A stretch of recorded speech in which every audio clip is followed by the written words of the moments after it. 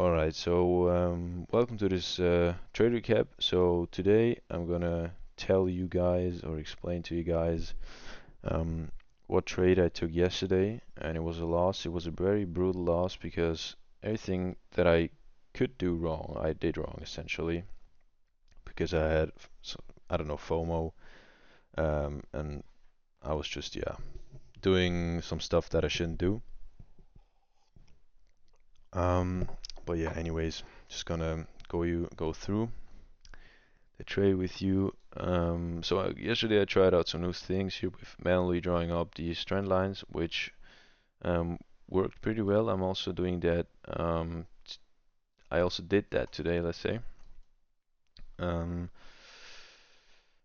but yeah, so I figured out also that the upper and lower limits don't always have to be parallel. I mean, obviously makes sense, right? Price isn't supposed to be that predictable, I guess. Um, but yeah, lower limit we have a very nice trend there. Upper limit we don't really have a very nice trend, but we still do have.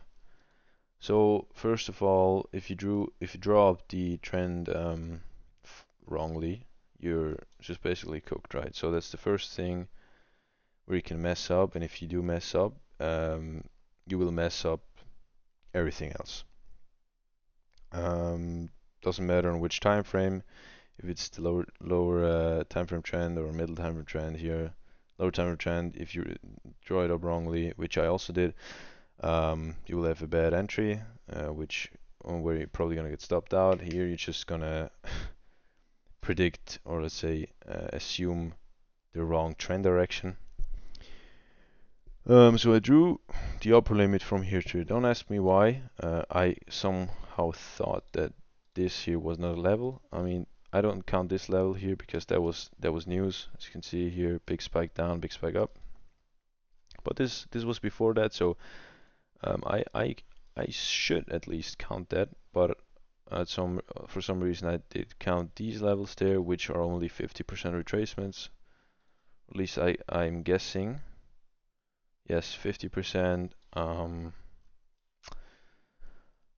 So yeah, so that was the first mistake. So now I was sure that we were bullish, right? So we also had like that trend there. So reject off the lower limit there. Went a little bit further, swept that, reacted again perfectly. And then we had a big move up here, and also we had a nice shift here. So these were like the confirmations, but as I said, if you don't draw up the trend correctly, then you're just cooked, man. Like, that would have been the real trend. Oops, sorry. Here, right? So perfectly makes sense. Just draw it up from here, here to here, then extend that. You reject off of that. But anyways, so I was waiting for retracement here. 50% retracement. So what happened? I can actually delete that. We went down rapidly. Now what did I do? Oh, there's actually too much. So I have to probably draw it up correctly. So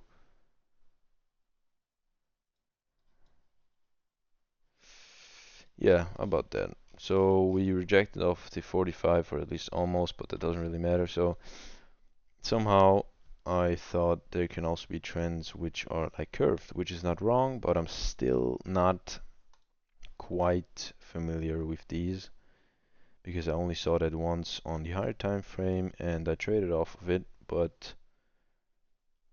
in my experience, lower time frame trends should always be drawn correct. Should always be drawn with these tools there. Always. I mean, I had so many losses because of that because I didn't do that. Um, so yeah, that was the mistake, the big mistake that I made. Not the big, but one of the three mistakes that I made. Additionally, the XY was very bullish, right?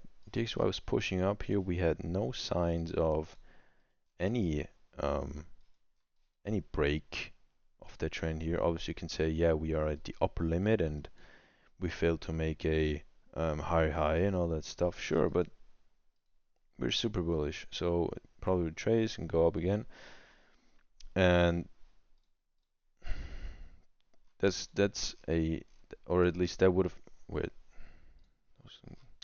that would have been a trade which probably would have lasted for at least 1 or 2 hours if I would have targeted these highs or even the green line or even the white line, which I probably should have done when I trade based off the 45. Um, so yeah, DXY was bullish long term. That was the second mistake. No, that was the third mistake. So I entered off of base. Um, they kind of like when it failed to make a higher high, lower low, and then we broke it with a volume candle. I entered, had my take profit somewhere here. I think actually only at the high because it was, yeah, it was 9 a.m. and I didn't want to hold it for like 2 or 3 hours to up here, so I just had it there. And actually, when I entered, like my intuition told me, that doesn't seem right. We had a big move down, and then you think we're gonna go right back up. Could happen at the 60 in the 60s or at the 786 level, but that normally doesn't happen at the 45% or 50%. Normally, a high quality setup here in this case with say more higher time frame wise movement, right, with larger swings and all that stuff, you generally want to have something like that, right? So, or just make it simple, a break of the trend here. Even if we just spike down like that, right, and our lower time frame trend would be very, very small, I still want to have um, something like that, right? So a little bit of choppy market price action before we go up. Obviously, if you are trading, say less like less moves with less volume. Let's say if we are trading something, where can I find an example? There maybe. Yeah, so there it rejected 45. So obviously here you cannot see what's going on in the lower time frames like the seconds chart and whatever. Or you could, but I don't do it normally. So what you wanna do is just wait for maybe a nice candle close. Here, for example, it just closed very strongly, so I'm not gonna take that trade anymore. But in this example, it's obviously a little bit different. So what did it do? I actually had a sniper entry, but just in the wrong direction. um, let's see if I had a trade like that, had my stop loss above that, and just targeted, yeah, 4R trade, man. Or obviously a little bit more if I targeted that